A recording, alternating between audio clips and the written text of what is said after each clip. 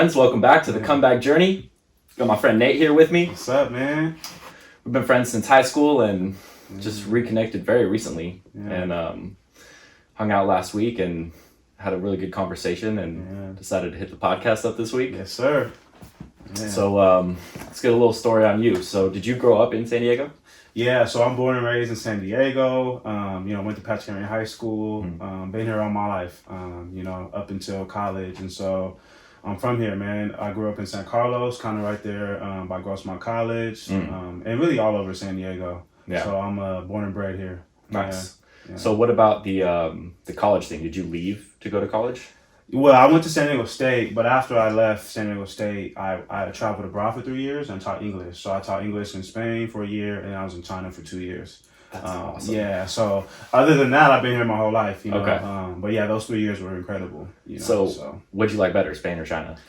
They're different. They're hard to compare. I'd say, like, the money was a lot better in China, right? But I think I probably enjoyed Spain more in terms of landscape because it was just I was in Mallorca, which is kind of over there by like Ibiza, if you heard of it. Okay, yeah. So there's like 3 islands there, and I was in Mallorca, which isn't like quite the party town of Ibiza, but it's beautiful. So just gorgeous beaches and coves and mountains and just a very chill vibe, So the beauty of it was just breathtaking. Yeah. And that's how I kind of understood like nature is so important to me for my serenity. And so, Spain and Mallorca it's like, that's my happy place, man. Okay. Yeah, definitely going back? Oh, 100%, man. Like, shoot, I want to retire there. Like, what I mean? All right. Maybe get some property if I can, but I definitely want to go back. It's beautiful there. That's awesome. So, yeah. So why 2 years in China and not 2 years in Spain? Is that just the way that it worked out?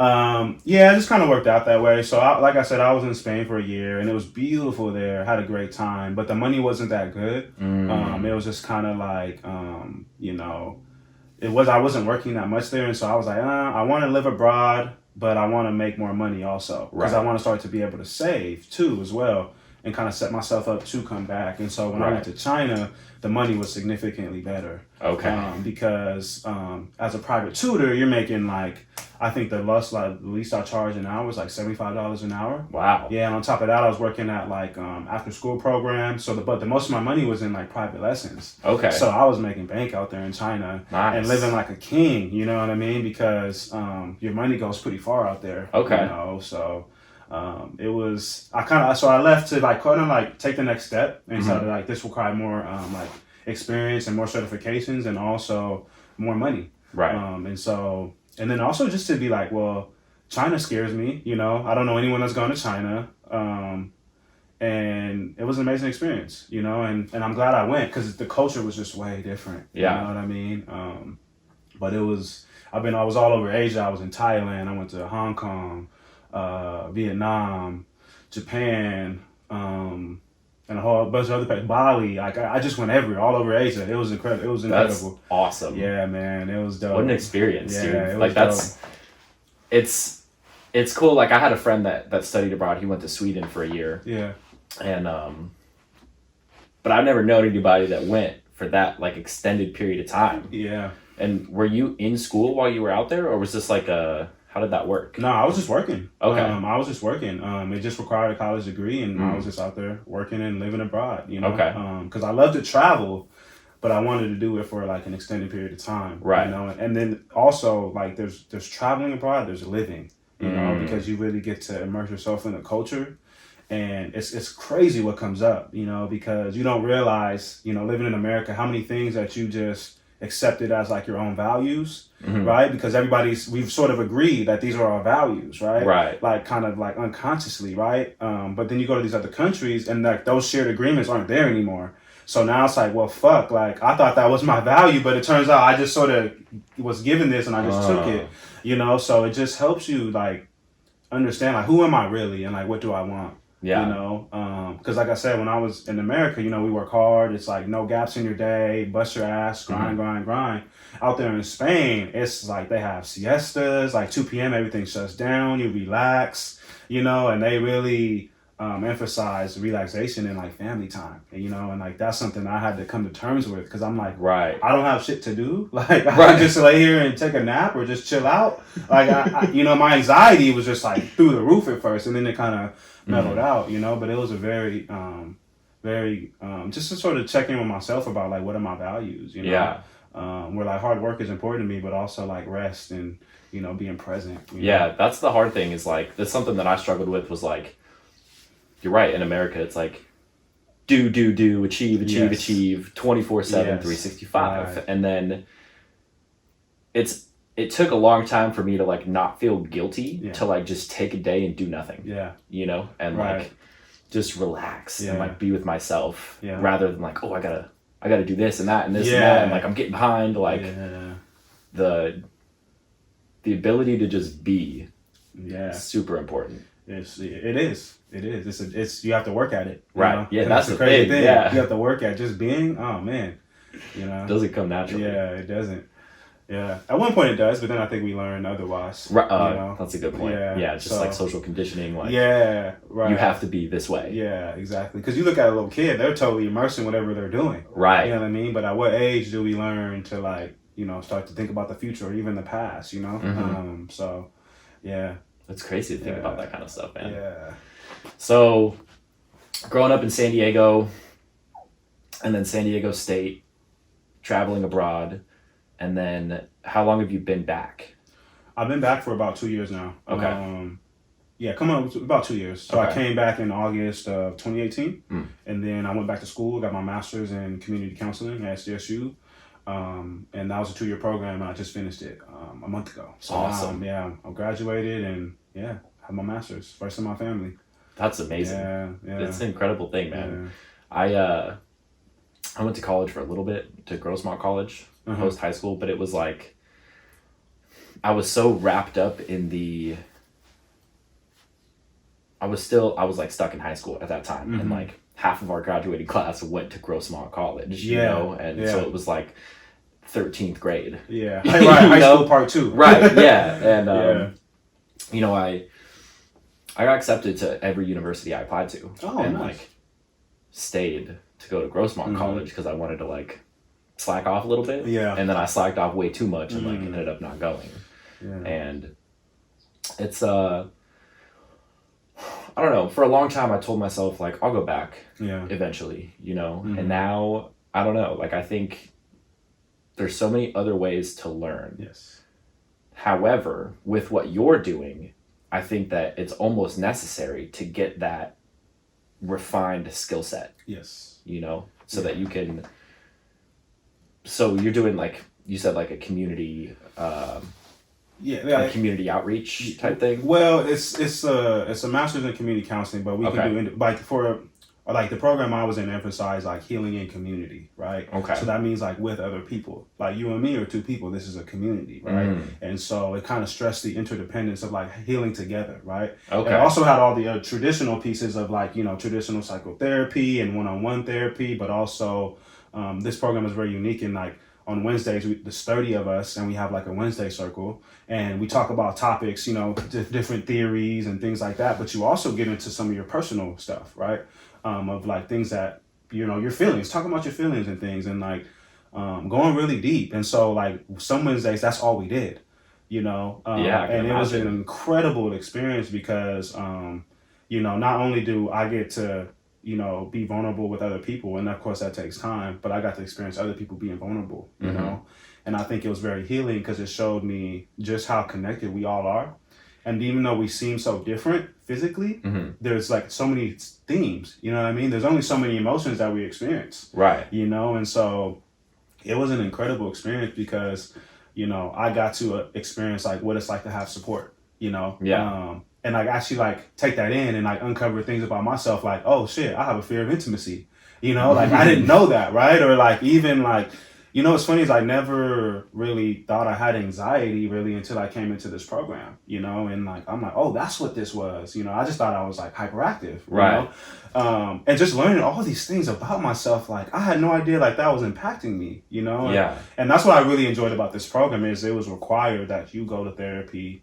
so many times, and it was required that you like participate in the process in this way, and other programs don't do that. Right. And so it was really cool because as you get to know yourself more, that allows you to help people. Yeah. And it's, I'm in supervision with people from other programs, and you just learn how to read a room differently. You know what I mean? And it's interesting because, as a therapist, you like to think, well, this person's coming to the room and they have all the issues, all the problems, but that's just one part of the relationship. You come into the room with all your shit too. Right. So if you're not aware of it, if when you're like activated or triggered, like transference or countertransference, like that's going to come out in the room, and it's what I liked about our supervision was like, hey, like I would bring up something about a client, they would ask me, well, what's that bringing up for you? How's this impacting you?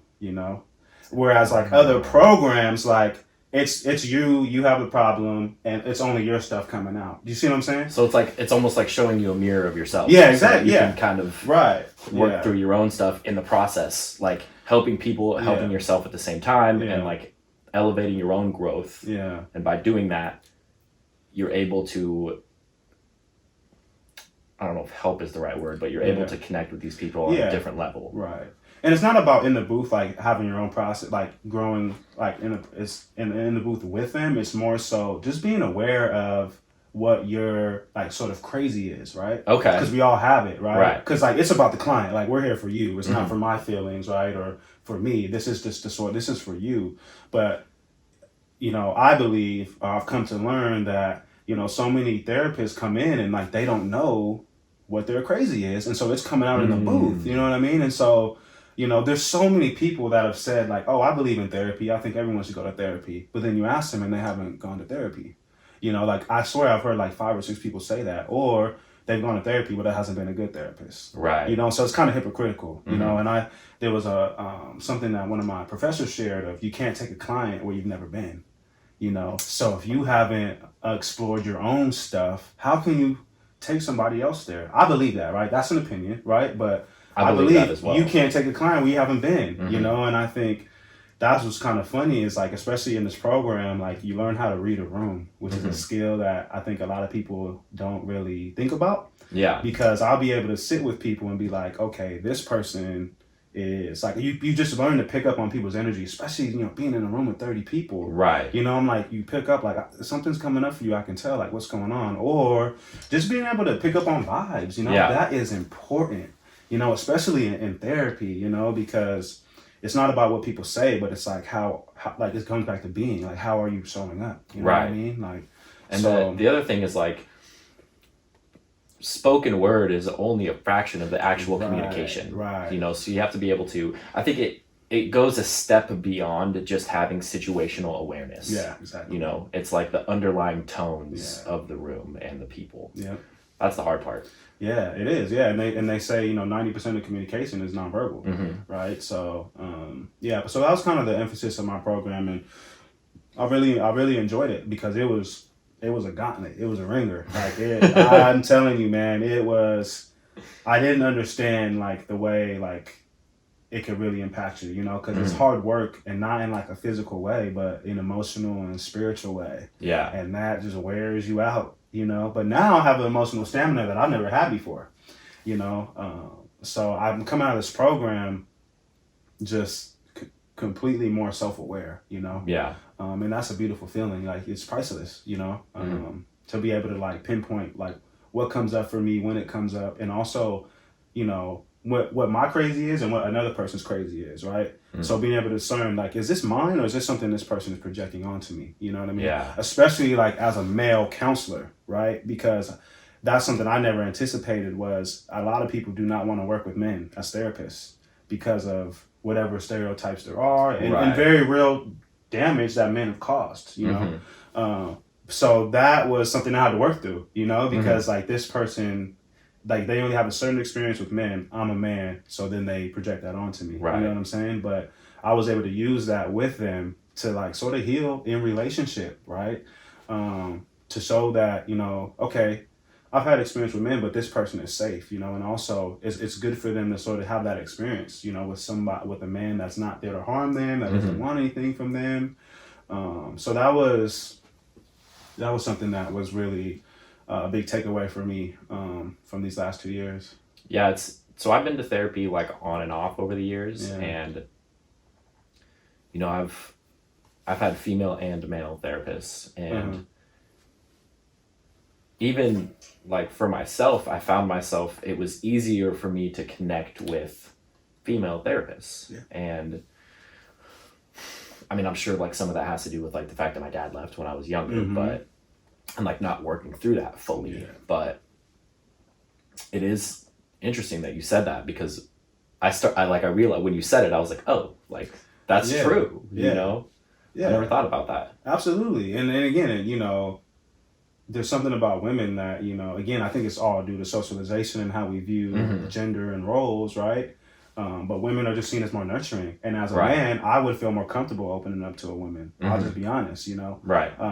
Because as men, like, emotional availability is not something that we're, quote, like, known for. You know what I mean? Right. I would like to think I'm known for that, right? But that's something that you have to, like, even like this, right? Of like, you know, it's fascinating just to when you think about it, you know, as men, like, we're not conditioned to like be emotionally available to each other, you know? And so I think that definitely plays a role into it as well, because it wasn't just women asking to work with women, it was like other men, you know. So, but again, that's something I like to use in the booth to like healing community, you know what I mean? So like, how do we take what we're getting from here in this space, and how do we make it so you're able to get that outside of this space, you know what I mean? That was a lot of the work that I did, or like that's how I would use sort of leveraging what we did in the session into the real world, you know? Just modeling that for them. That's awesome. Yeah. That's oh man, there's so many moving parts to this. Yeah. You know, it seemed like I bet this master's program was unreal. Like it was. It was. Incredible experience, you know. Like the thing about it is, like, I like what you said earlier about, you know, the thing about formal education is sometimes it's necessary, like, and that's where I'm at, because I understand in order to do what I want to do, in some ways, like, you have to do it a certain way, right? But like, I'm not a degree getter, right? Like, I'm a knowledge seeker. That's what I like to think of myself as, right? Because there's people that go to college that are, let's just be honest, they're just not all there, right? And some of the smartest people I know didn't go to college. But, you know, that acquiring knowledge is a different game. And that's why I like to think of myself as, you know. And that's why I like this program, because like, you had your set classes, like, you have to, you know, take psychopharmacology, you have to take a trauma class, you have to pass law and ethics. But other than that, they let you decide the curriculum of what you want to learn. You know, so anytime we had a project, like, we could be really creative with it, and it made you, like, they're not giving you the answers now, you know what I mean? So it made you have to bend and stretch and sort of be uncertain with like how you want to go about this. And I hated it at first, right? Because I'm like, this is not like traditional education. Give me the answers and let me, you know, or not give, you know, tell me what to do, and then I'll do it. But this is just like, here's what we need, and the rest is up to you. And that was, you know, that was cool, because now that's life, right? You don't get the answers that's in the life. thing, Yeah, so it was a very non-traditional model and incredible experience. That's cool. That's, you know, I was talking to somebody recently about this, how, you know, school is like traditional education. Study, try not to fail. And life is try, fail, and then you learn. And it's kind of backwards, but each has their own benefits. You know, traditional and non-traditional. It's like you said, like, knowledge seeking. That's the real power there. So let's change lanes a little bit here. So last week, you and I hung out. We got some coffee. And this is the first time we'd hung out in a long time. And we sat down and we had a very long, decently intense conversation.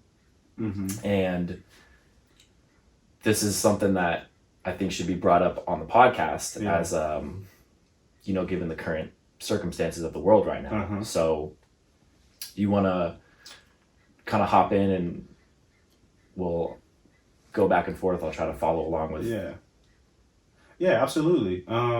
You know, it was good to see you, you know, and you know, I've been following your work and what you're doing, and you know, we've had different encounters, and you know, I feel like I'm drawn to certain people for certain reasons, right? And that's why I was looking forward to our conversation last week. And you know, I think you know, just me being Black and you being white, you know, especially in a time like this, I just thought it could be really beneficial to like have a conversation. Yeah. You know, and then we did, and like I'm looking forward to kind of, you know, like revisiting that conversation. But because I think in a time like this, like, you know, if you have some sort of platform and you're not talking about this, then I think, you know, it's kind of tone deaf. You know what I mean? Because it's like ignoring the elephant in the room. So, right. That's a good point. You know, and that's why I really appreciated our dialogue. You know what I mean? So yeah, that's kind of where I'm at with that. And you know, it's crazy. Who knew? Like 2020 has been such a year, you know? I know. Yeah. So this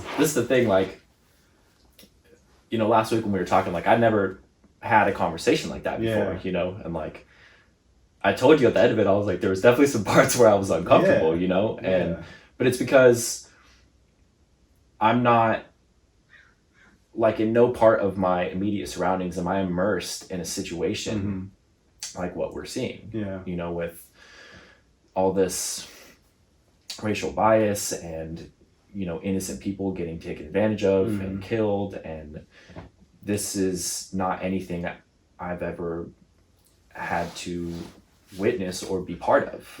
And so in my head, I was like, okay, I don't really know anything about it. I'm just gonna stay out and like just watch, you know. And I think that that's important to an extent so that you can kind of gain more awareness of what's going on. But everybody's got to have an opinion about it.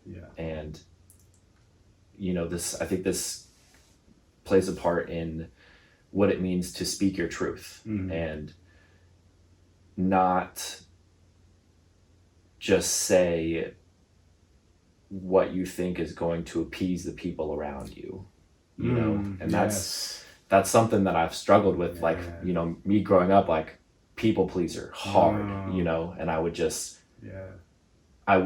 it's like a form of self-betrayal, you know, like just saying whatever you think everyone else wants to hear to try and get along with everybody and never have any kind of confrontation or conflict. Right. And it's caused much more harm than good in my life. Like in trying to please everyone, I then ruined relationships with a bunch of people. Some I'm glad they're ruined, and some I'm, you know, not glad they're ruined because I had a good thing with a friend or significant other, whatever. And so, you know, I've been on this journey of self-discovery, you know, for not very long.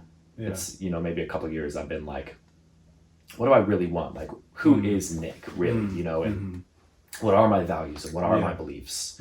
And, you know, now spending more time doing that kind of stuff, it's easier for me to speak my truth. It's not always easy, but I'm more comfortable doing it, you know? And so I think, you know, you're right. Like, if you're not, especially if you have a platform, if you're not discussing what's going on in the world right now, like, it is ignoring the elephant in the room. And I didn't really realize that until we talked last week. And I was like, damn, like, you're right. This isn't just, you know, it's the ripple effect. Like, what I say does not just affect me. It affects, you know, the people around me, and then the waves keep going and going. And it's... but, you know, it's interesting because, like, also silence, it says a lot too, right? And I hear what you're saying, you know, because I think as I've talked to, you know, a lot of white people, it's been, well, I don't want to speak up because I'm afraid of saying the wrong thing, or I don't even know how to have the conversation. And so I don't say anything. And that's valid, right? I think, like, you want to avoid making mistakes. I think that's human nature. You know, but I think in order for us to move forward, like, we have to have those conversations. And I think that's a part of, like, like, I think you mentioned speaking your truth, and I think, you know, we can have different truths, you know, because we have different realities. For sure, yeah. You know what I mean? And I think, you know, that's sort of what happened a little bit last week, you know, because like I said to you, like, I really like you. I think you're cool as fuck. You know, I think we'll probably be running in the same circles, but it would be disingenuous for me to like have a conversation with you without bringing up all that's going on, right? You know, because quite frankly, you know, at a time like this, you know, when, you know, George Floyd, he died in such a cruel and horrific way. I mean, he was killed slowly and agonizingly. And he called out for his dead mother, you know, and I think now, like, white people are kind of understanding what black people have been saying for a long time, you know, and if at a time like this, you're still neutral, like, I worry about you, because it's like, what is it going to take for you to, like, take some action, right? However that looks for you. And it's different for everybody, right? And like, you have to decide that for yourself, you know what I mean? And so does that mean, are you out on the front lines protesting? Are you maybe educating yourself on the history of racism, or, you know, things like police brutality, you know, are you writing your councilman or your local government, local elected officials? You know what I mean? So I think, man, like, I think you have, I don't know, I guess that's the thing for me is like, you know, not only like you can actively like contribute to like kind of the racism. I mean, you can also do it like by inaction, you know what I mean? Because by doing nothing or saying nothing, that benefits the people who are oppressing, you know? Right. Does that make sense? So yeah, so there's like a, you know, I'm sure that you've seen this on the internet as well, of like, the cop that killed George Floyd, there were other cops there, and they didn't do anything, and everyone's shouting that they're just as guilty because they didn't stop it. Yes, the same applies on the other end, where there are people that are out here trying to make change, and if you're just sitting in the back, like it's the same concept. Yeah, it is like you have to be involved, you know. Otherwise you're on the wrong side. That's my opinion. Yeah. And I won't apologize for that. Right. You know, that's the thing is like, it's your truth. Yeah. It's not an absolute. Yeah. But this is what you believe. Right. And, you know, I think I was, you know, prior to our conversation last week, I was just kind of, I wasn't as aware. You know, I didn't, like, I knew what was going on, but I never, like, took the time to really look into it. You know, like, I saw videos, I read a couple articles, and that was it, really. Yeah. And, you know, I think, you know, my form of taking action is, for one, trying to learn more and educate myself so that I'm not, you know, in this day and age, like, I believe that ignorance is a choice. Yes. Because you can find the answer to anything on your phone in 5 seconds. Yep. So why are people not, like, it baffles me. Like, you have no excuse to not know what's going on in the world, you know? Yeah, and I've been thinking a lot about that, and I think sometimes it benefits you to not know. Right. And I think particularly for white people, it benefits them to not know the extent of racism that black people endure, you know. And not only that, but I've been thinking a lot about this and reflecting, like, the amount of, you know, for 400 years, you know, black people have endured slavery, dehumanization, social degradation, and just outright racism and prejudice. I mean, we were brutalized, you know, like, our human right. For one point in history, we were not even seen as a, you know, 3/5 of a person, you know. And so there's so much pain and suffering that black people had to endure at the hands of, you know, racism. And, like, it's tough to sit with somebody's pain, you know, especially if you haven't sat with your own, you know. And, like, nobody wants to come across information that shatters their self-image, or they perceive to shatter their self-image, right? Because I'm sure you want to see yourself as a good person, you know. Well, I didn't do those things, you know what I mean? And so, you know, I'm not condoning, I'm not saying it's right, but I've been, you know, trying to, like, in a diplomatic way, like, trying to understand. I want to understand, you know, and I think nobody wants to know, to like be like, oh fuck, like people, my ancestors have done some fucked up shit, right? And like own that, you know, because of what comes with that. That's a lot of shame, right? Right. And it's not trying to shame people, right? But there's sometimes that you should be ashamed. You know, there's sometimes you should feel guilt, because that's how we change. You know what I mean? And so, like, it makes sense. Like you said, ignorance is bliss. Like that's the saying, right? Like, because, you know, you do this work, you know, like we want to maintain an image of ourselves where we can look ourselves in the mirror and say, I'm a good person. You know, I'm this or I'm that. We don't want to come across stuff that's like, yo, shit, I need to change. You know, like not that's a process, right? Right. And not everybody's there. And so, but the question is like, how do you get there? You know? So there's a few responses I have to this. So one is, you know, this ancestral trauma and shame that comes with it. Like, I think a lot of people don't realize that that's a real thing, right? And that it does affect you, and there are it's ingrained in you, and it's not just from you, but it's from hundreds, possibly thousands of years, you know. And there's, you know, I didn't really start thinking about trauma in the sense of like I can work through my stuff as well as the trauma of my ancestors and whatever's been done, you know, and this concept literally didn't even enter my mind until like late last year. And I had no idea. You know, I just wasn't aware. The second, I think, is, you know, people want to look themselves in the mirror and they want to say that they're a good person, and being confronted with this is going to, I think, not for everybody, but for a lot of people, it's going to cause some form of cognitive dissonance where they're just not, it's going to shatter them, you know? And people will avoid that at all costs, you know? And that's where the ignorance is a choice thing comes in, because they don't want to be confronted with these truths that are not just affecting them, you know? And being confronted with this stuff and facing these realities, going through and working through this stuff, that's where the real change happens internally. And, you know, collectively, if everyone could do that, I think that there would be a lot less problems in the world. And, you know, there's this phrase that I heard, and I think I heard it last year, and I've said it so many times, and I will say it for the rest of my life.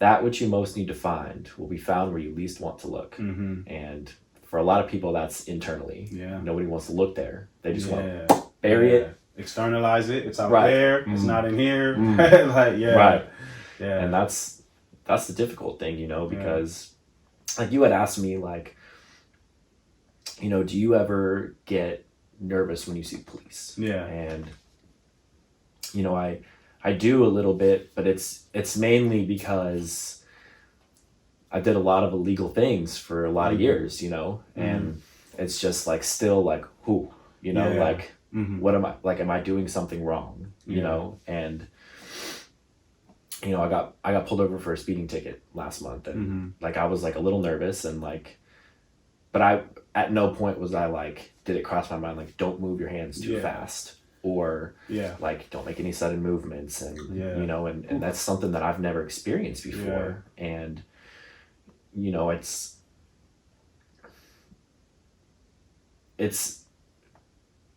previously, you know, I think before these current protests that are going on, you know, there was some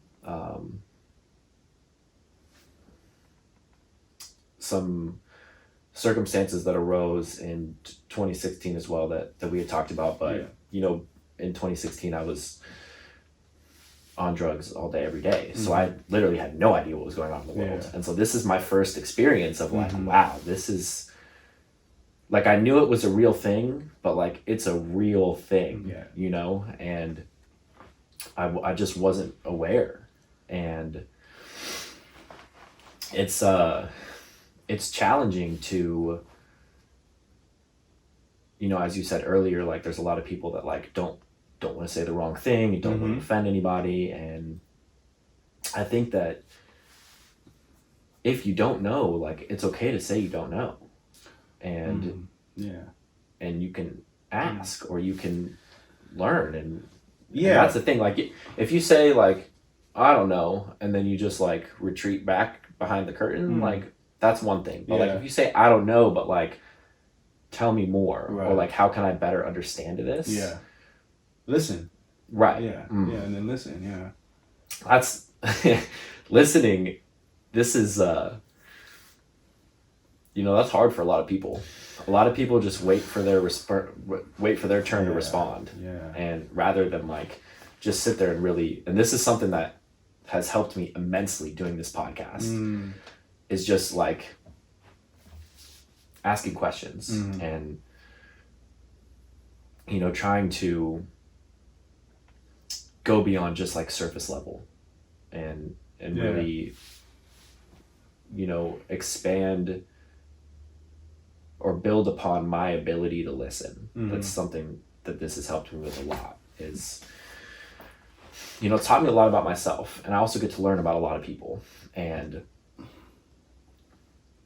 in learning about other people, I can better understand the differences that everyone has, but also how similar everybody is. And this is something that you talked about earlier, like there's only so many emotions. Yeah. And there's this this musical artist, his name's Brother Ali, and he has this song called Us.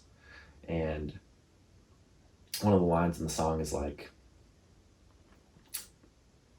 the same color blood still runs through our veins, and tears taste the same when they splash on your face. And it gives me like I got like a little chill right there, because it's so real. Yeah. And so many people don't realize how significant it is. Like we are, we're all human. Yeah. And we don't, like, we all have our own view of the world, our own perception, and our own reality, I guess you could say. But we're all here. We're all the same. Like, it's not like some of us are birds and some of us are alligators. Right. Like, yeah, we're all so similar. Yeah. And it's just, it's unfortunate that so many people don't see it that way. Yeah, I mean, and that's what racism is all about, and I think that's what's happened, is like we've been divided, right? Because like we have more in common than we have not in common. And yet our differences, to me, like I want to be acknowledged for my differences, right? Because I am different, and I like that about myself. You know what I mean? And I think even that is just like we are similar, but our differences are beautiful, Right. And so like we need to embrace those differences. It's not about kind of like we're all the same, right? But also like, no, we're different, and that's dope as fuck, right? Because a diversity of thought, right? A diversity of being, a diversity of cultures makes everything better, right? Like there's there's variety. So, I think we should really, I'd like to see the conversation shift to like, yeah, we are similar, but we're also different. You know what I mean? Because I think like that can lead to like, well, we should all be the same, right? Or like, especially when you think about like even like culturally, like how you behave, you know what I mean? Like there's different ways in cultures, ways of being, does that make sense? Like, give it to me another way. So, as a Black person, right? Like this is something that came up in the program. Like, as a Black person, like when you're in a conversation, like you're just jumping in where you can. It's like, you're not necessarily waiting for the next person to have their turn. You're just sort of jumping in. It's like a flow. You go with it, right? In other cultures, like you sort of wait your turn. You let the person finish their point. But, the way we do things, it's like we're just talking, laughing, and just kind of getting in wherever we can. Whereas other people like are very like, it's not as like spirited, right? Like It's like a more structured right. It's more, you know what I mean? It's like this person talking or that person talk, you know, but with black people, it's like we're all talking all at once, right? And you know, and so, and like that is perceived as like rude to cut people off, right? But by what standard, right? By what culture? You know what I mean? So that's like a dominant group thing, right? So as a person who's not a part of the dominant group, who comes from a different culture, who does things differently, it's not rude. That's just how we communicate. You know what I mean? Yeah. Like, or even you just think about like an even simpler example. Some cultures eat with their hands, right? And like in America, we don't do that, right? You eat with a fork and knife. Like I remember, I would try to eat with my hands, and I get my hands slapped, right? But that doesn't make that bad, right? That they're eating with their hands. That's their culture. But because we're looking at it through the lens of our culture and how we do things, and we think the way we do things are the best, then they shouldn't do things that way. And that's how sort of like, you know, racism starts to happen, and stereotypical things of like they're dirty or they're rude. Does that make sense? Yeah. So it's also important to like understand, like ask questions about like, instead of assuming, right? Like I wonder, like, you know, can you tell me a little bit more about, you know, the way you do things, right? Or, right. Because it seems different from the way I'm doing them. But how often can you check your own stuff and say, am I judging that person, or does that make sense? Or even, you know, does it make sense? It does, yeah. That's the thing is, and I think like two pieces that fit into there, like being self-aware and like being present in the moment. Right. And I think another factor in this is, for one, like, because you grew up in the minority, right?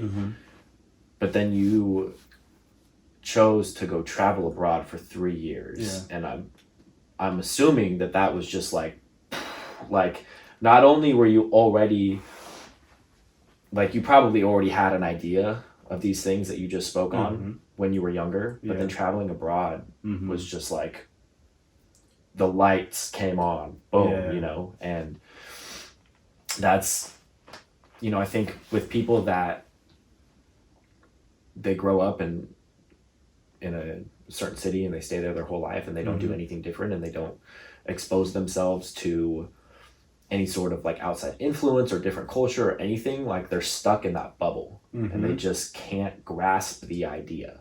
And there's that disconnect. And, you know, I think it's partly a choice, right? To just not like you said, like we want to think like ours is the best always.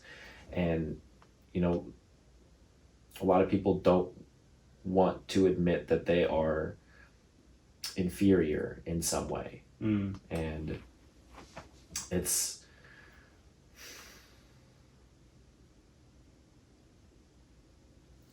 you know, it's hard to come to terms with that. Like, you know, even on like a very surface level, like I'm a perfectionist, or like I need to have everything a certain way, blah blah blah, and like when I do that, I'm better. But grand scale, when it goes to like my group, my people are better than you, you know, it's I don't know how to word this. I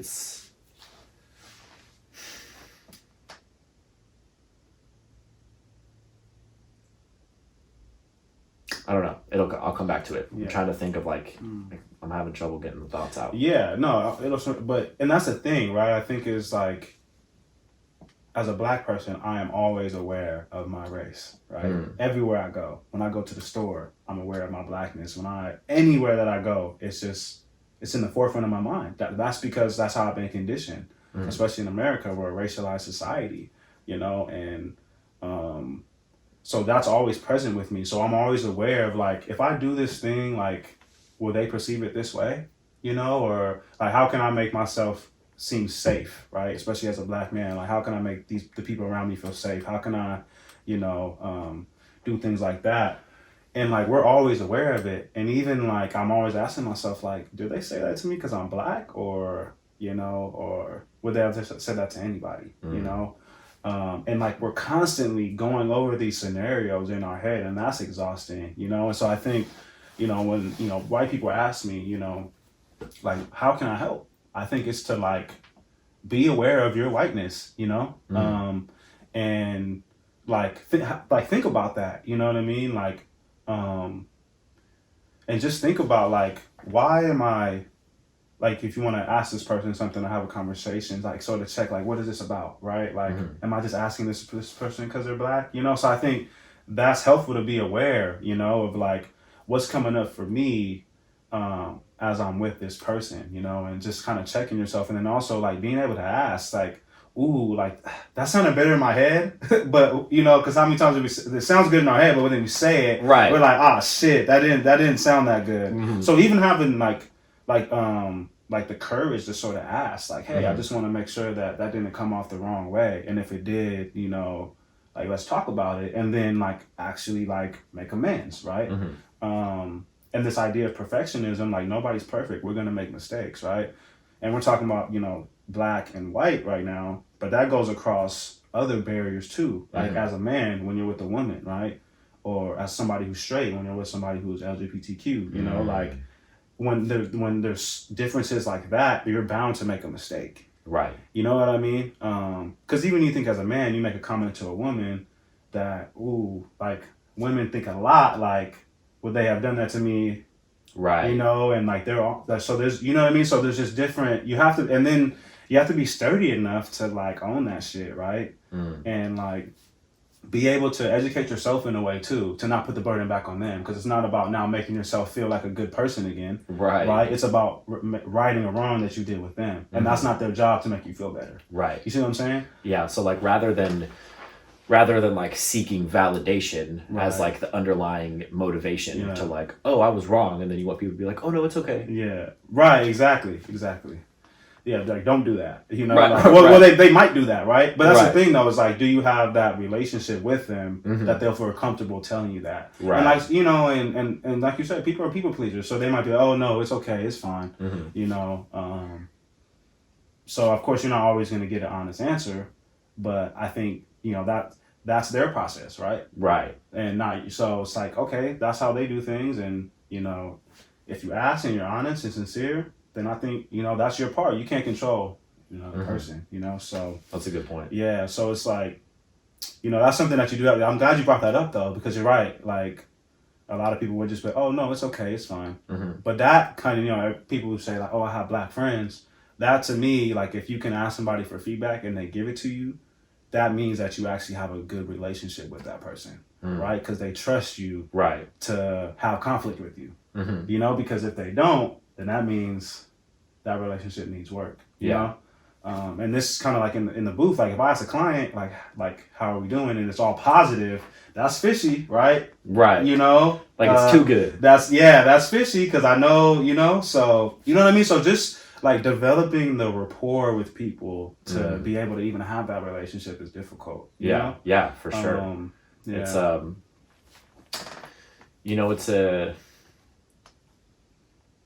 it is,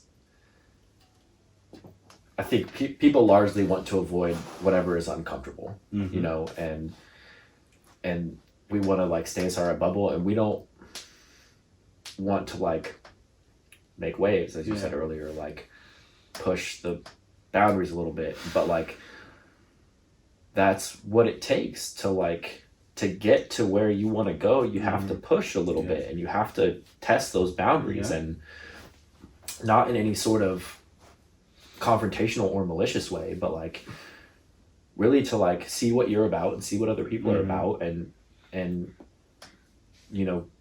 get that deeper connection. And it's it's hard when I think, like, speaking as somebody who's white that grew up in San Diego, California, like decent upbringing, And, for I would say probably until I moved into this house when I was 11 or 12 years old, like I went to a private Catholic school in La Mesa, and it was all white kids in my class. And, then going to Patrick Henry after that and having this massively diverse group of people. And, I was fortunate enough to make some really good friends at that school. And, I had like my group, like my core group of friends, but, I didn't. Who were they, if you don't mind me asking, at Patrick Henry? So I had Cody Helm. Yeah. Jack Chernick. Gabe Perez was a really good friend of mine back then. Yeah. I remember Gabe, yeah. Yeah. And then towards the end of high school, like I kind of mixed groups. I was kind of like jumping around a little bit, like trying to like get in like more with the cool kids and, and then try to figure that out. And then that's when I met Nick Burris really early on, just because like we had the same name and like it was like, oh cool, and then like David Coda and Jimmy and Jordy Darling. And I guess I'm wondering, did you ever talk to Jimmy, Jordy, or Nick, like sort of your black friends, right, about racism at Patrick Henry, or did it ever come up? Or no? And I mean, it might have just like, but nothing to the extent that we're talking about. And well, it's funny that you bring it up, because Patrick Henry, in my opinion, is a racist establishment. And I experienced so much racism at that school. And it's funny because where I was at that time of my life, I didn't know that it was racism, right? But as I started to learn and go to Grossman and sort of get in with Umoja, for black students, I started to see I was being treated differently, right? And I didn't know what it was about then, but it made me angry because I'm being treated differently. And I remember, do you remember Nancy Regas, the counselor? Yeah, she was my counselor. And she was also, I was in I took peer mediation. Yeah. And she was the teacher of my class. So this is the extent, because I remember I went to talk to Nancy Regas about going to college, and I was like, I want to take oceanography and some of these more difficult classes to get me ready for college. And she says to me, I don't think that college is for you. I think you should take PE or drama. And I'm like, and I took her advice because I didn't know, that's my counselor. Right. But to tell a black man, go to PE or drama, what does that say? Your value is as an athlete or as an actor. And that's the only time we see black people on TV. On top of that, this same woman told my brother, you're going to be flipping hamburgers someday. So that's the type of racism that, we were dealing with. And not only that, but I remember you mentioned diversity. Patrick Henry was so diverse because they bused in students from communities of color. And I remember, I grew up, in that area. I wasn't bused in. So I would be there in the morning kicking it with all my homies, right?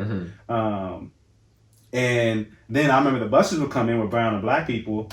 And I remember laughing with some of my friends, you could feel the shift happen when these people come and walk through the gates. It was just in the air, and just different encounters with faculty and staff, man.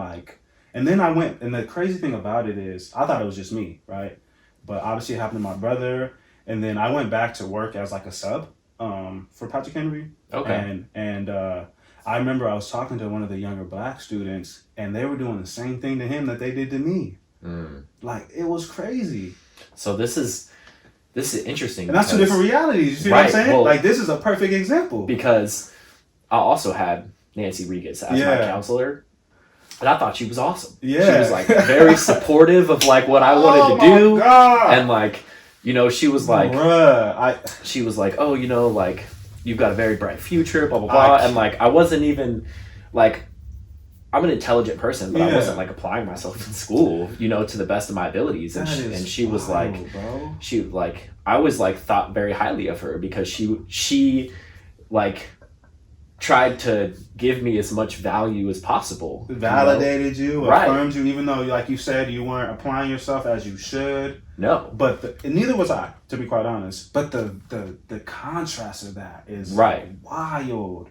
And I've actually, and it's funny because in this moment, like, I've only known my experience of it and other black people's experience. I've never got a white person's experience from it. Mm-hmm. And so to hear that is like... Yeah, well, my brother had her too. Because I think the way they do it is like, it goes by last name, right? So, yeah. And same thing. Like, my older brother had a great experience with her. And but man, like, that makes me sad, to be quite honest, because it's like, if you are constantly treating people like that, you know...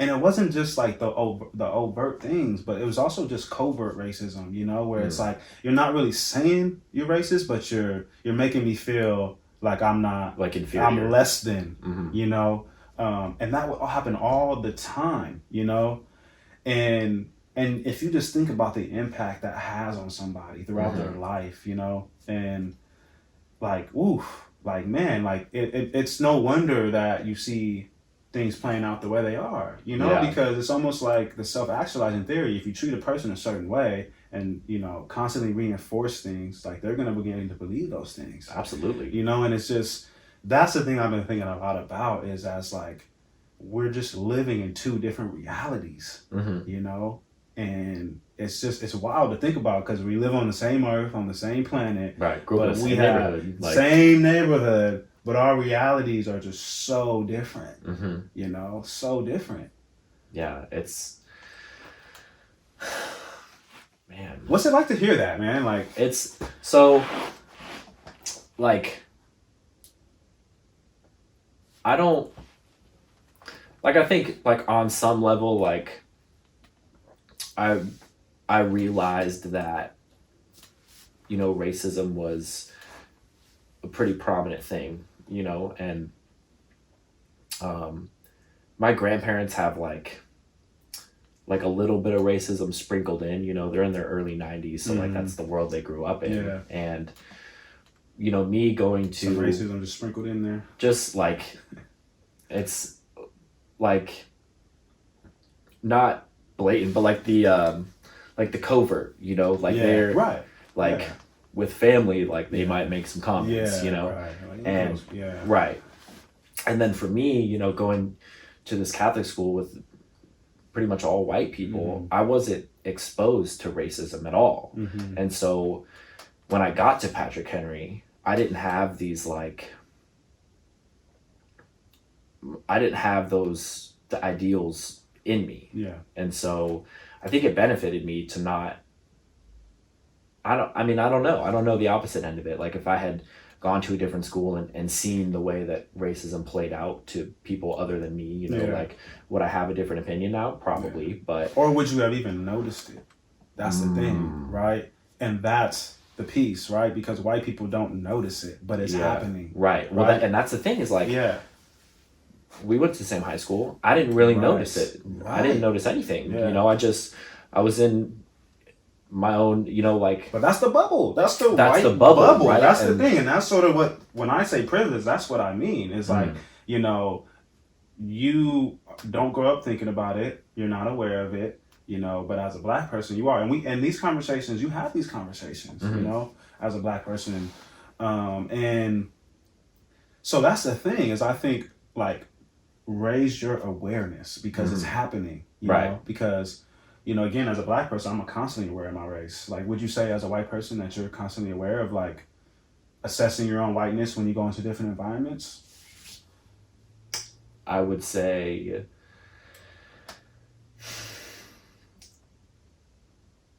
largely no. Yeah. You know, I think it's the only time I'm confronted with it is if I walk into a room and I'm the minority. Yeah. Other than that, never. Yeah. Like it's not even a blip on my radar most of the time, you know? And so I just am, like, as you said, like my awareness, you know, for the majority of my life, like I didn't know. I had no idea. Like I was aware that racism was a real thing. Yeah. But I that was the extent of it. Like, yeah, you probably imagine it was like somewhere removed. It's not really happening here or right, around or me, like I see it on like on TV or like right. you know in movies or like documentaries or something, and I'm like, oh, okay, but like, nah. And I had this, you know, like I'd see, you know, the TV show. There's a TV show back in the day called Gangland.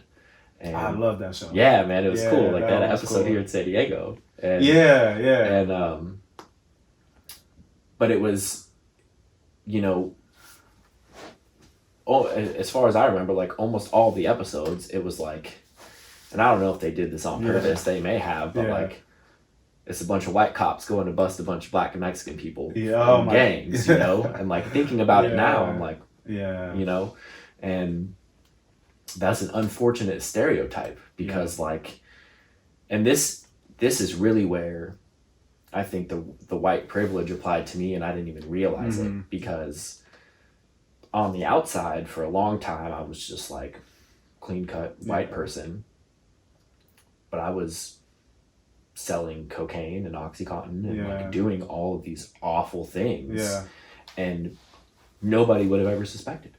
Like I could just walk like the Albertsons parking lot right here. I would just like walk up there with like drugs in my pocket and like wander around and like sell drugs, and like nobody stopped. Nobody thought anything. If I did that, that's what I'm saying. Oh my goodness! Like there's instant suspicious activity. You know, and like literally people are watching me because I'm black. Right, and like I just move along, and like at the time I was like, I really just thought it was because like I didn't look suspicious because of the way that I dressed, and like my haircut was like nice and I was like clean shaven, but like it's funny, man. No, it's like because I'm white and like nobody's gonna suspect me doing these things. Yep. And you know, and that's the thing, is like that's a perfect example. But and even if you were to get in trouble, it would be like, well, let's help this guy out. And you know, well, here's taking it one step further. I got in the Grossmont Center parking lot. It was like a weeknight, and I was in the car with two other people, and I was in the passenger seat, and I was waiting to buy a bulk purchase of drugs, and I had a little bit of cocaine on me, and I put it on my phone on like my leg, and I bent down to snort it, and the cop shines his light through the window, like caught me in the act. And pulled me out of the car, and like had a couple other cops come over, and they said somebody had called in a suspicious vehicle, which like it was like 9 p.m. like parked by like the Rubios at Grossmont Center. Like okay, like we had been there for a little while, like probably a little suspicious, 3 people just sitting in the car, you know, but they wrote me a ticket and let me go. I wish people could see my face, but my jaw just dropped. They will, bro. Oh snap! Like, yeah, they literally like they wrote me a ticket, and that was it. I like then went and left. And they caught you in the act. In the act, I was like mid line when the light went on through and I was like I had the thought in my head like, well, I better finish it because I'm not gonna be able to do anything for a long time, you know. And they just wrote me a ticket and let me go. Wow, that's crazy. I remember, I'll just to give contrast, you know,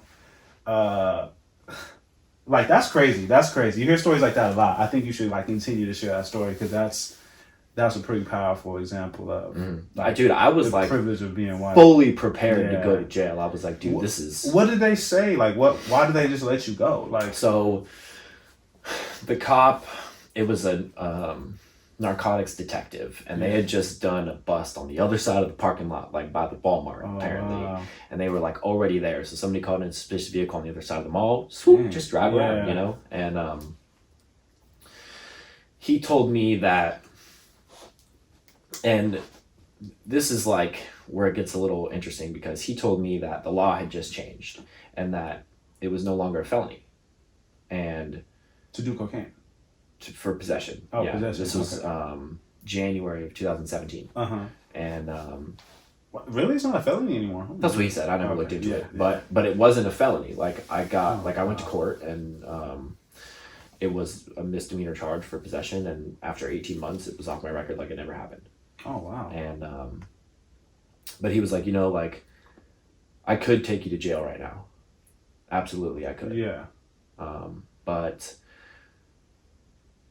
I don't have my ticket book on me to write tickets. So I'm going to call and see if there's another cop that's like in the area. And if they're like within 5 minutes, I'm going to have them come here and I'm going to write you a ticket. If they're not here, you're going to jail.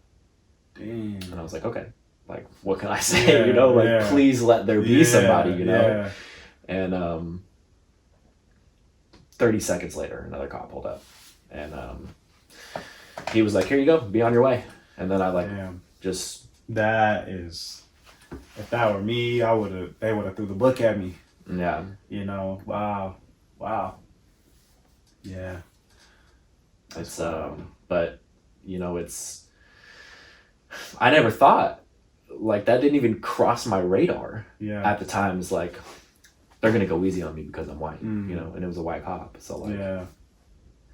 Damn, that would have went way differently if that were me. They would have pulled me out the car, put me in handcuffs, probably slammed me against, yeah. I mean, they pulled me out of the car and put me in handcuffs, but like, I literally just like leaned up against the cop car and was just like chilling for 15 minutes, and then they let me go. Yeah. And there was empty baggies in my friend's car, and like straws and like rolled up bills and everything, like all kinds of paraphernalia in the car, and just a ticket, and they let me go. And I was definitely freaked out, but again, at no point was I like, I'm in danger. Yeah. I was just like, okay, like this is gonna suck explaining this to my mom. Yeah. Like that was the extent of my uncomfortable. And it's I remember in this neighborhood, right, of like, and it's funny, right, because even like in the same community, right, I remember I was riding with my cousin, and like my cousin's black, and he has like a car. We were listening to music. It was loud. We were just being black, like that's and not in a bad way. Just and we're driving and we see this cop, and as soon as we see him, and I'm like 16, 17, we're like, this guy's gonna pull us over, and he pulls us over, and like we're still in the neighborhood. He's like, do you know why I stopped you? And we're like, no. He's like, well, you made an illegal U-turn right there, or something like that. And then my cousin was like, the same illegal U-turn like you just made right before me, or what?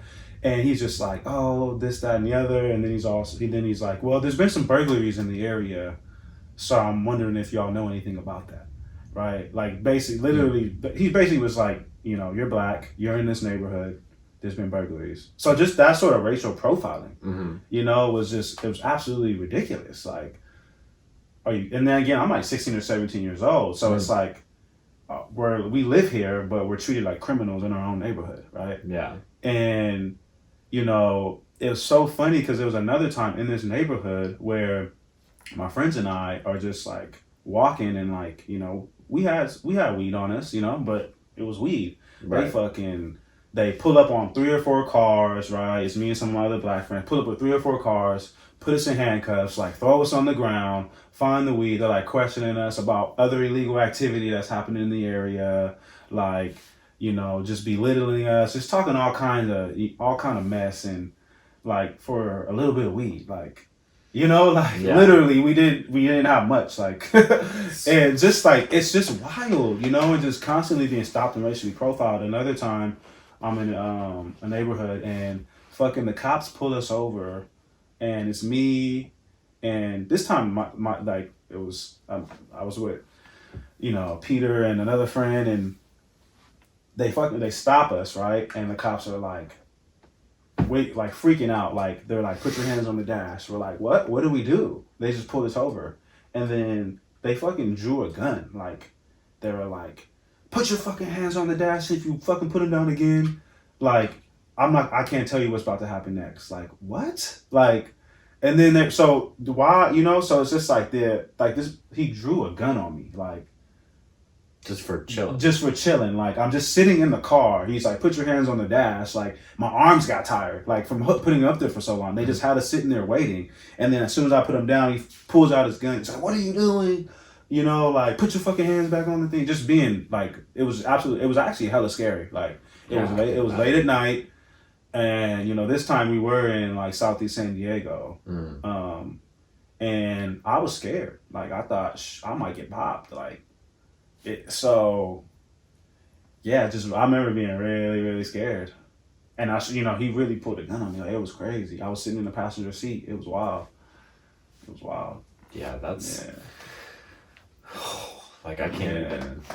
And that was for nothing. Like, literally, the tail light was out. Like, that's why we got pulled over, because the tail light was out. That's it. And I could have lost my life over that. Yeah. Like seriously, like that. And that, that's not drama. That's not being dramatic. Like, he was ready to fire his weapon. And, like, as we've seen, like, you very well could have, because it happens. It's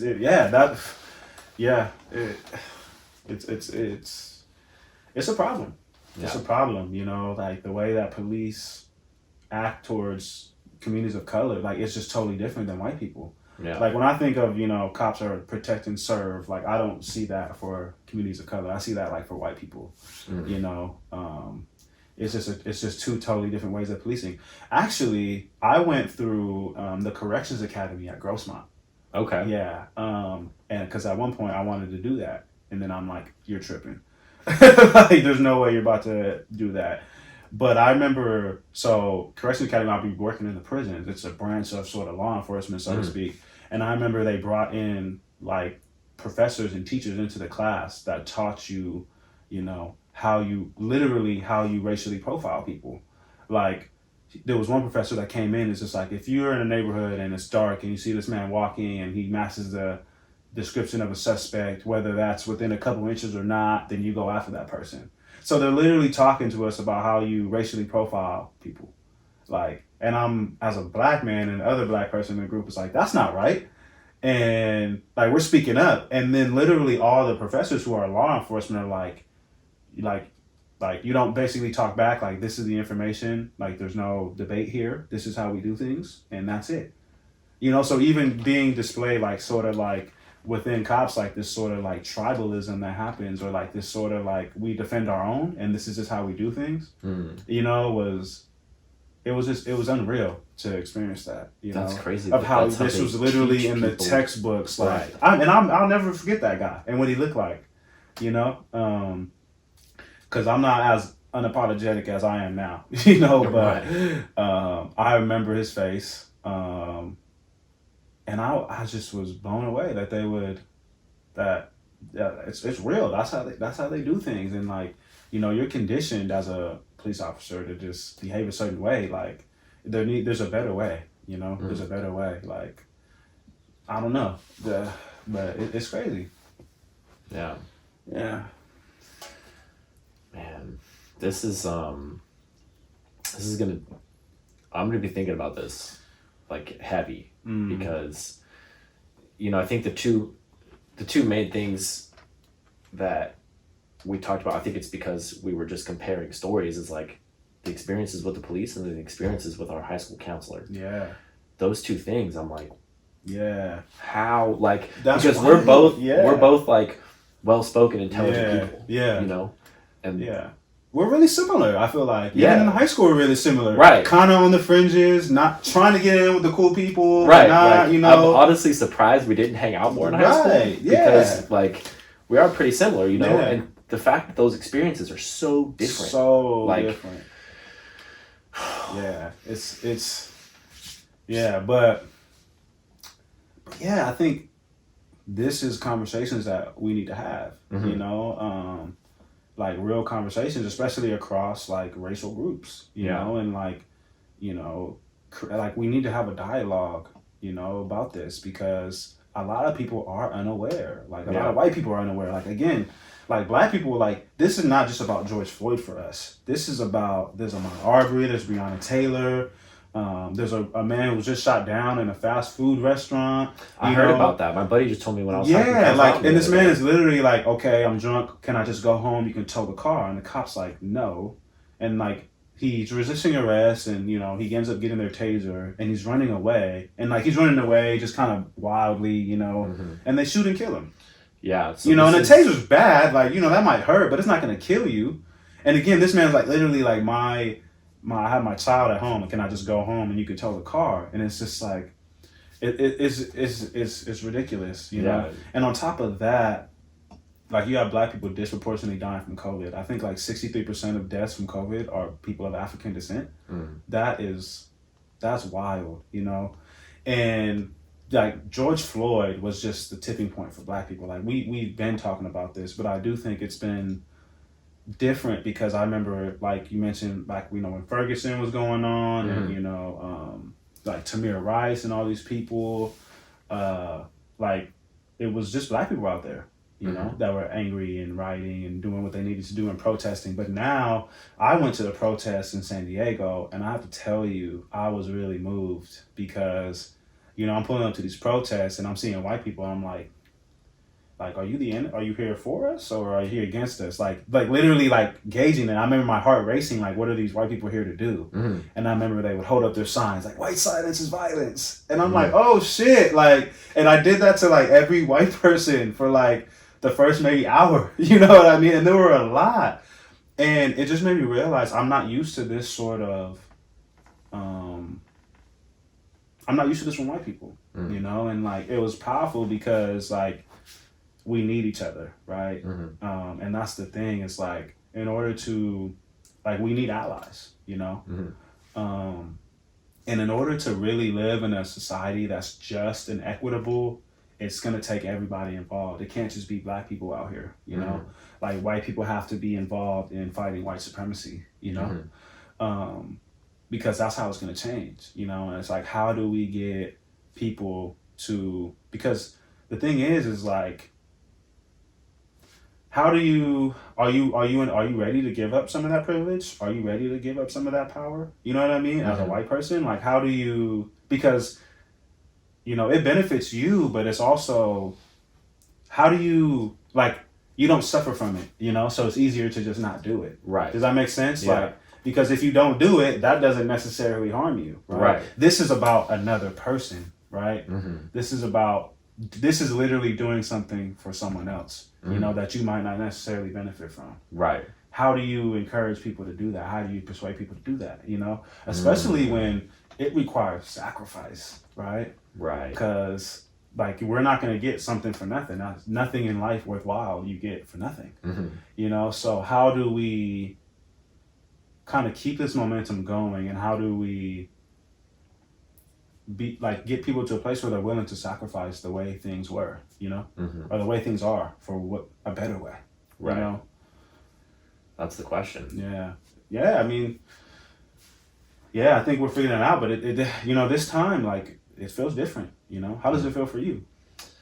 I mean, I think this, like, you know, as you said at the beginning, like, it's been quite a year already, and it's only halfway over. And I think, you know, this global pandemic, and then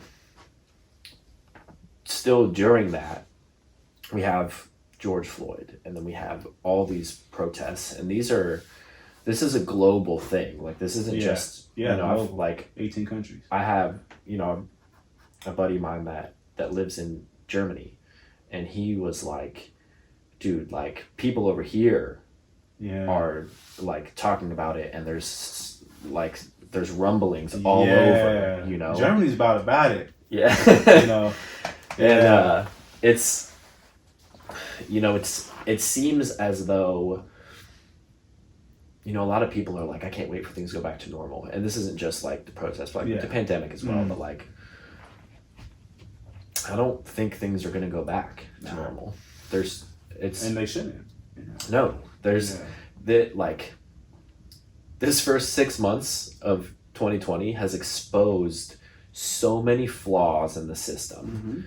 And it's like the massive one, you know, is racism, but all the all the other ones, you know, like with the way that businesses are run and the way that corporations do things and the way the economy is set up and the infrastructure and all this, you know, it's there's no way that things will go back to normal.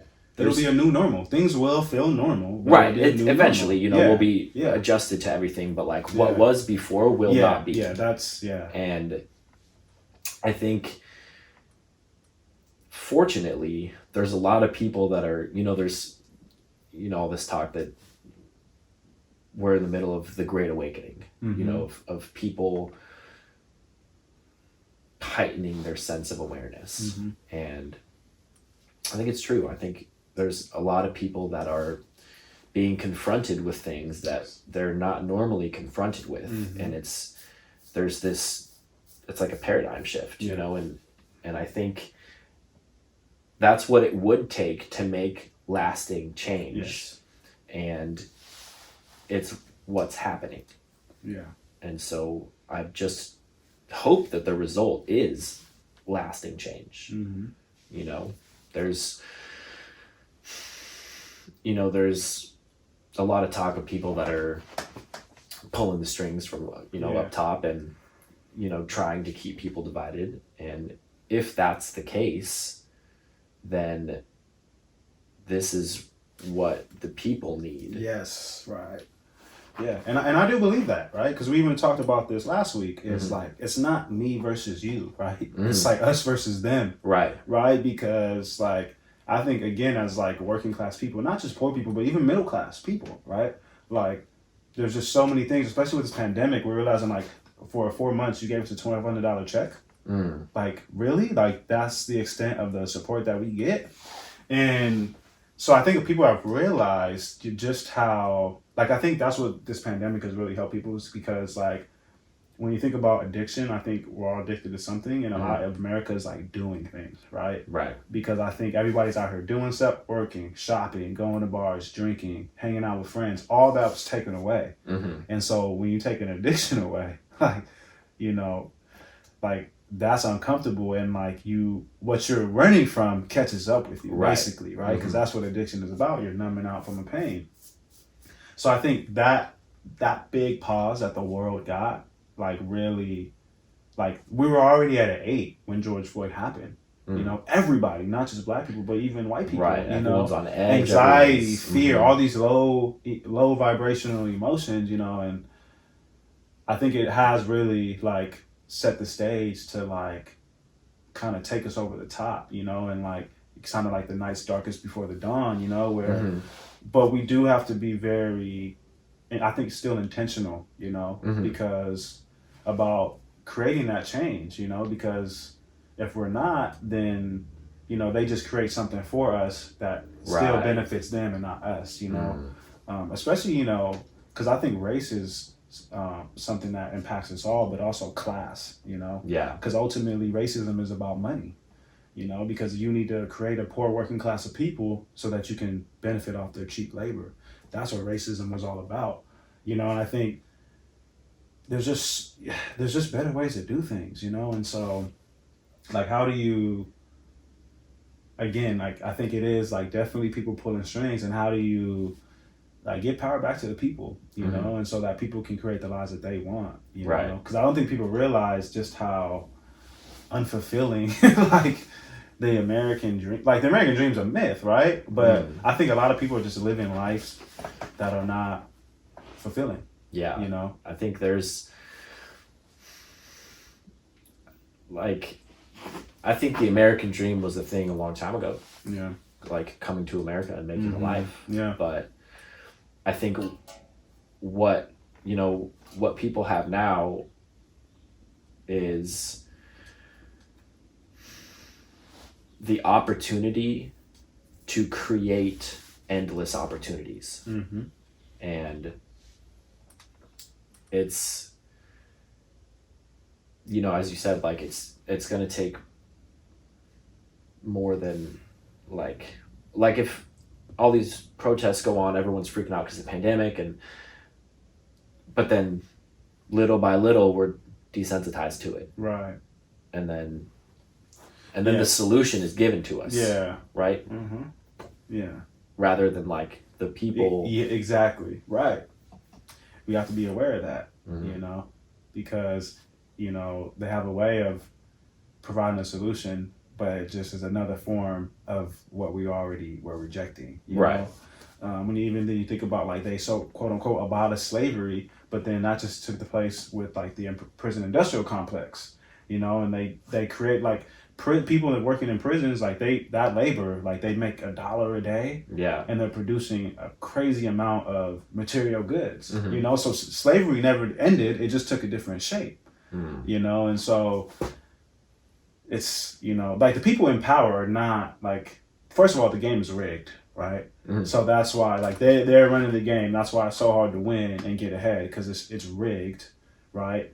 But also like they're not going to want to give up power. Like, how do we claim that? How do we take it back? Right. And the thing is, it's about coming together. Mhm. Across all racial groups. Like to say, yo, like it's not me versus you. It's us versus them. And yeah, because like I said, just the pandemic showed you the amount, like it's ridiculous. America is such a prosperous nation in terms of GDP, Mhm. and yet we got $1,200 for 4 months. Like it's crazy, Yeah. So they'll give you just enough to not question it. Yeah. So People are questioning it. Yeah. So yeah, this is a crazy time in history, man. I know. Wow. Like, it's gonna be crazy to see what the history books are teaching about this year. Yeah, man. It's gonna be a wild one. It's only halfway over. It's only I know. Not even yet. We still got a couple more weeks, but yeah. Wow. It's funny because just when I was getting used to like the pandemic, then the revolution happened. Right. You know what I mean? So it's funny you talk about normal, but like, what is normal? Like, you sort of. And I was talking to my brother about this. It's like, the only constant in life is change. Right. So you're constantly adapting or you're not. Mm. And, the quicker that you can adapt, the better you'll be, because that's just the nature of life, So, because it's funny because, like I got really used to like functioning in the pandemic, like, oh, I can't go to the gym. I got a really good home workout routine now. And I picked up some other things, right? And now that, that's ending, now I have to shift again and go back to, so it's like, I kind of don't want it to go back. I was actually kind of liking this. Like, I like that I could, like, for example, walk downtown and there was nobody out there. Right. Now you go back and everybody's out again. You know what I mean? Like, I don't want traffic to come back. Right, yeah. You know what I mean? So there's things, it's like, it's just interesting. Like, something happens to like change how you do things, and you're like throwing a fit, like, no, I want them to go back. But then you kind of get used to it, right? And then they change again, and then you throw a fit again. You know what I mean? So it's just like, I wonder if you could just get used to change and just embrace it. So that's the goal, right? Is just to be able to adapt, and if you can adapt, then you can excel. Right. So yeah, what a time to be alive. Yeah, for man. Real. Yeah. All right, you want to wrap it up? Yeah. How do you normally wrap these things up? Do you have any like social media or anything where people can reach out to you if they want to chat? Or yeah, you can follow me on Instagram or reach out at Nate NATE _ Dizzle DIZZZLE Nate Dizzle with 3 Z's. I'm on Instagram. That's my main social media platform. So reach out to me on there, and I'm excited to continue this conversation. Thank you for having me, for real, and like being open to this conversation, and being willing to be uncomfortable. Yeah. I appreciate that. Yeah, man. This was a really good conversation. Yeah. And I'm glad we did it, and I think it would be cool to have you on again in a couple months. And absolutely. See. Anytime. Yeah. Yeah. Cool. All right, my friends. Take Signing care. out. All right. Peace out.